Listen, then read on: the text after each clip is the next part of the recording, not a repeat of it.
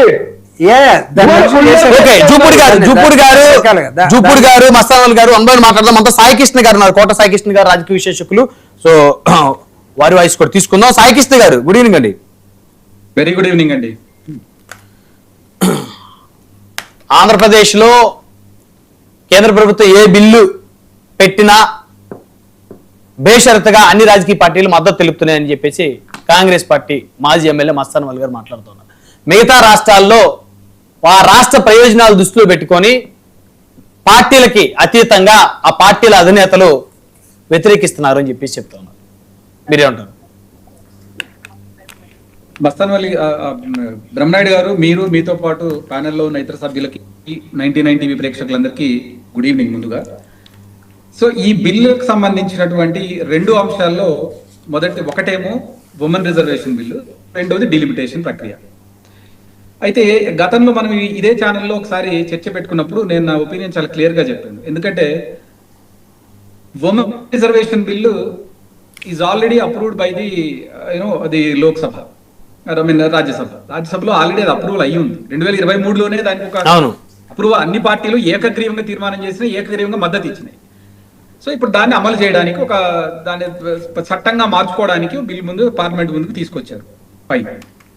ఇది అన్ని పార్టీలు నిస్సందేహంగా యాక్సెప్ట్ చేస్తాయి. ఎందుకంటే మీరు అన్నట్టు పెద్దలు ఇందాక ఇతర పెద్దలు మాట్లాడినట్టు కూడా ఇది ఒక రాజకీయ భావోద్వేగాలతో ముడిపడిన అంశం. ఎవరైనా దీన్ని వ్యతిరేకిస్తే మిగతా పక్షాలు దాన్ని ఏం తీసుకుంటాయంటే, ఇదిగో ఉమెన్ రిజర్వేషన్ ఇస్తామంటే ఈ రాజకీయ పార్టీ కాదన్నది అనేటువంటి ఒక విష ప్రచారం జరుగుతుంది, లేదా ఒక కౌంటర్ నారేటివ్ ఒకటి బిల్డ్ అవుతుంది. సో దానికోసం ఏం చేశారంటే, ఇక ఎవరికి తప్పని పరిస్థితి ఇది ఎప్పటి నుంచో అనుకుంటున్నారు. సరే, ఇప్పుడు వీళ్ళ మీద వాళ్ళు రాజకీయ పక్షాలు మాట్లాడడం అనేది సర్వసాధారణం. కాంగ్రెస్ హయాంలో ఎందుకు చేయలేదు, 60 సంవత్సరాల పాటు ఈ క్వశ్చన్ వేస్తారు. లేదా 15 సంవత్సరాల పాటు బీజేపీ ఎన్డీఏ కూటమి వచ్చిన తర్వాత ఇప్పుడే గుర్తొచ్చింది అనేది రెండో పక్షం వాదన లేవదీస్తారు.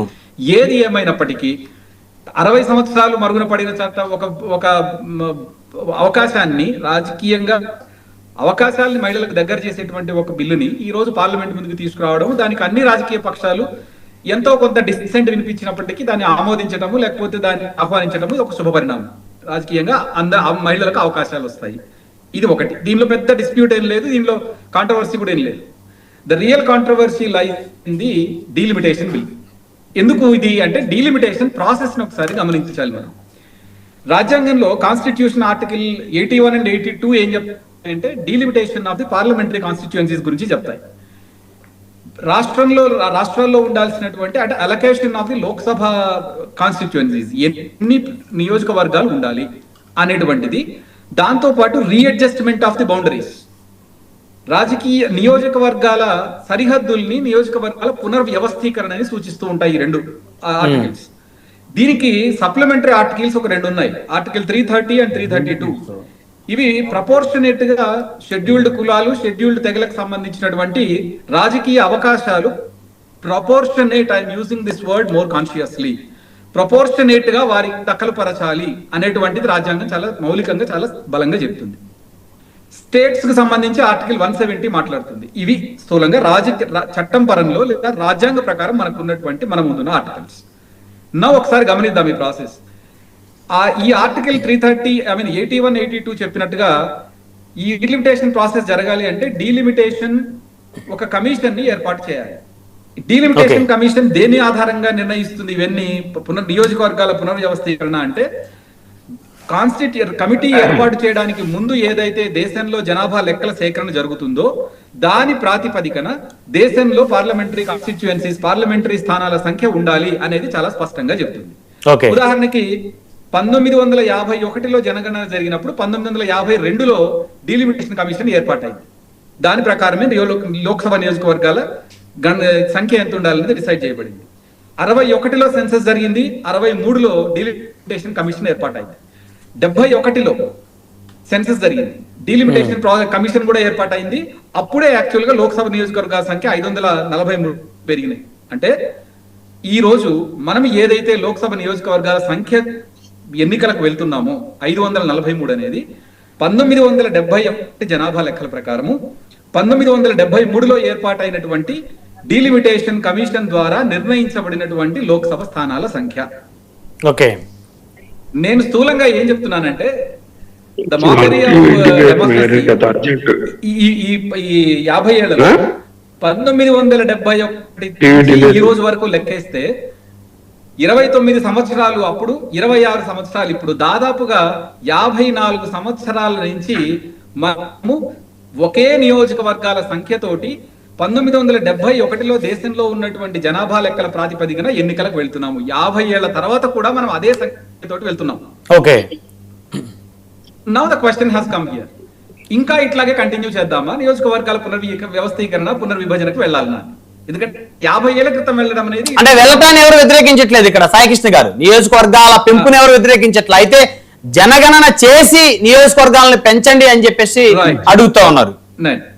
ఒక్క నిమిషం బ్రహ్మనాయుడు గారు,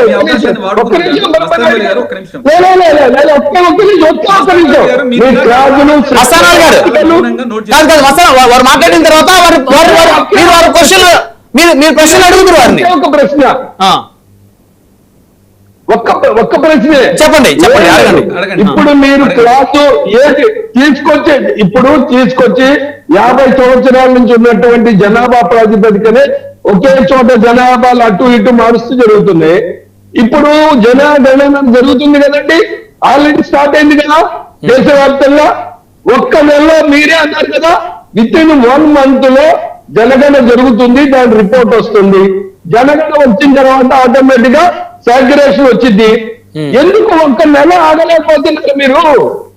ఎందుకు 5 రాష్ట్రాల ఎన్నికలప్పుడే దీన్ని తీసుకొచ్చి బుల్డోజ్ చేయాల్సినటువంటి అవసరం దేనికి అని చెప్పి అడుగుతున్నాం మేము. దీన్ని మేము గౌరవ భారతీయ జనతా పార్టీ ప్రభుత్వాన్ని, కూటమి ప్రభుత్వాన్ని దీన్ని అడుగుతా ఉన్నాం. సమాధానం చెప్తారు సాయికృష్ణ గారు. మస్తానవల్లి గారు, మీ క్వశ్చన్ అయిపోయిందా? అయిపోయింది. మీరు దానికి ఆన్సర్ దానికి ప్రాసెస్ ఏంటంటే, భారతీయ జనతా పార్టీని, కూటమి ప్రభుత్వాన్ని అని అడిగితే అది బహుశా కూటమి నాయకులన్నా లేకపోతే శివశంకర్ గారన్నా ఆన్సర్ చెప్పాల్సి ఉంటుంది. నేను రాజ్యాంగ ప్రకారం ఉన్నటువంటి వెసులుబాటు ఏంటి, ఈ ప్రాసెస్ లో మనం ఎక్కడున్నాము, దీని వెనకున్న ఉద్దేశాల గురించి మాత్రమే మాట్లాడుతున్నాం. I'm confining my self to pure analysis, not inclining towards any political ideology, not inclining towards any political tone. Very clear. My point is, ఇప్పుడు 2026లో జరిగే కులగణన ప్రకారం వెళ్ళినట్టయితే, జనాభా లెక్కల ప్రకారం వెళ్ళినట్టయితే, నేనేమడుగుతున్నానంటే, రాజకీయ పార్టీలు ఏదైనా సరే, అది భారతీయ జనతా పార్టీయా లేకపోతే ఎన్డీఏ కూటమా, ఇండీ కూటమా, ఏదైనా కానివ్వండి, జనాభా లెక్కల ప్రకారం వెళ్ళినట్టయితే ఈ ప్రపోర్షనేట్ 50% పెంపుదల అనేది అప్లై కాదు. దాని ప్రకారం వెళ్ళేటట్టయితే real injustice to the southern states అనేది అప్పుడే జరుగుతుంది. ఎందుకంటే 1970 తర్వాత దక్షిణాది రాష్ట్రాల్లో జనాభా నియంత్రణ చాలా నిర్ణయాత్మకంగా, చాలా ఎఫెక్టివ్ గా జరిగింది.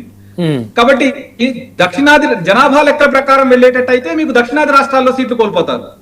ప్రపోర్షనేట్ గా 50% అన్ని రాష్ట్రాలకు ఇర్రెస్పెక్టివ్ ఆఫ్ ది సెన్సస్ అనే దానికి వెళ్ళేటట్టయితే ఏ రాష్ట్రానికి అన్యాయం జరగదు అనేటువంటి ఒక భావన వినిపిస్తోంది.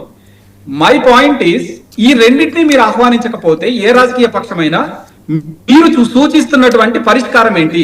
2026 జనాభా లెక్కల ప్రకారం మనము ఈ పునర్వ్యవస్థ డీలిమిటేషన్ కి వెళ్దామా, లేదా ప్రపోర్షనేట్ గా సర్టన్ పర్సెంట్ అనుకోని దీనికి రాజ్యాంగంలో అమెండ్మెంట్? బికాస్ ఎనీథింగ్ ఈస్, మీరు ప్రపోజ్ చేసేది ఏదైనా రాజ్యాంగ చట్ట సవరణే అవసరము. బికాస్ చట్టం ఏం చెప్తుంది, డీలిమిటేషన్ ప్రాసెస్ ద్వారానే జరగాలి.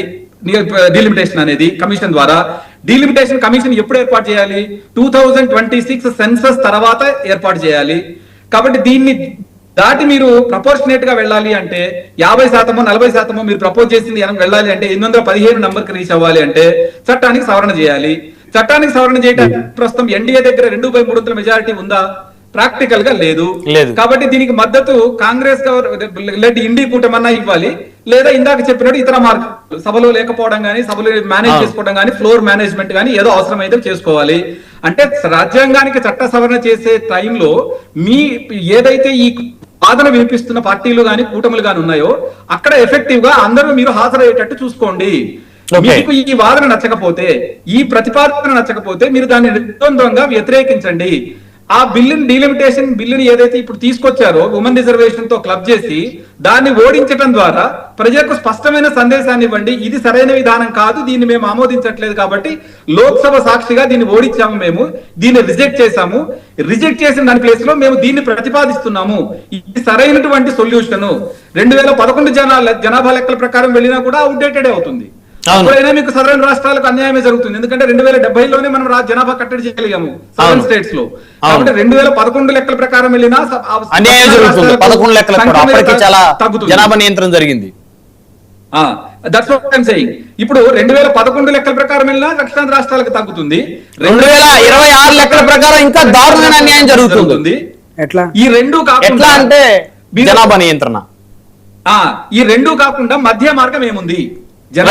జనాభా లెక్కలన్నా ఉండాలి, లేదా ప్రపోర్షనేట్ గా కాన్స్టిట్యూషనల్ అమెండ్మెంట్ ద్వారా పర్సెంటేజ్ అన్న యాక్సెప్ట్ చేయాలి. ఈ రెండు కాకుండా మూడో మార్గం ఏం సూచించగలుగుతున్నారు? Which is acceptable to everyone. ఒక వయా మీడియా రేషనల్ సొల్యూషన్ ఏంటో ఇవ్వాలి కదా. అది ఇవ్వగలిగితే ఈ చట్టాన్ని ఇప్పుడు తీసుకొచ్చినటువంటి ఈ బిల్లును వ్యతిరేకించగలిగే అవకాశం ఇండి కూటమి చేతిలో ఉన్నప్పుడు వాళ్ళు దాన్ని నిర్ద్వంద్వంగా మహిళా రిజర్వేషన్ బిల్లుని ఆమోదిస్తూ దానికి మద్దతు ఇస్తూ ఈ డీలిమిటేషన్ బిల్లుని ఓడించగలగవచ్చు. అయితే ఆల్టర్నేటివ్ ప్రజల ముందు చెప్పాల్సి ఉంటుంది, ఎందుకంటే మన ముందు రెండే ఆప్షన్స్ ఉన్నాయి.